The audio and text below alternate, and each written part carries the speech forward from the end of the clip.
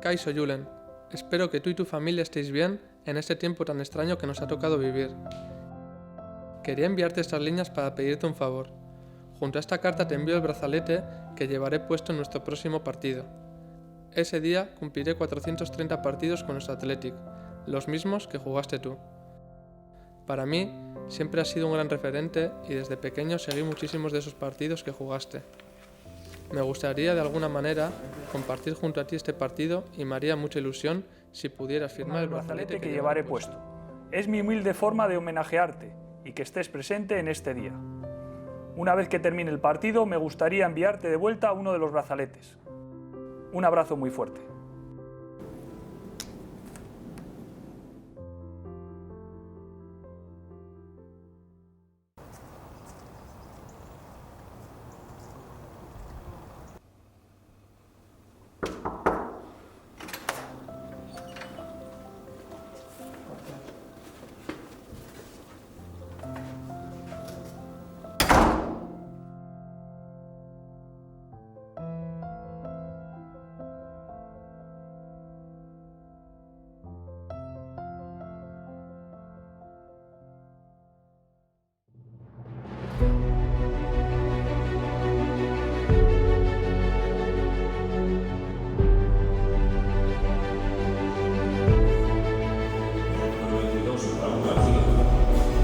Con el número 10,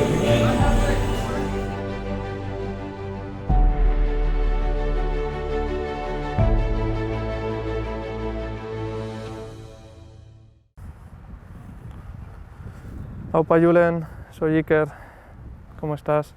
Ya me han dicho que estás ocupado, que estás de viaje. Nada, por aquí un día complicado después de la derrota de ayer.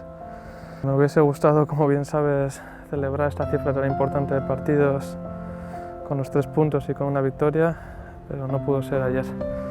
Te mando el brazalete como quedamos, te agradezco mucho que hayas formado parte de esto y espero verte pronto para darte un abrazo y desearte lo mejor. Así que nada, cuídate mucho y nos vemos. Agur, Julen.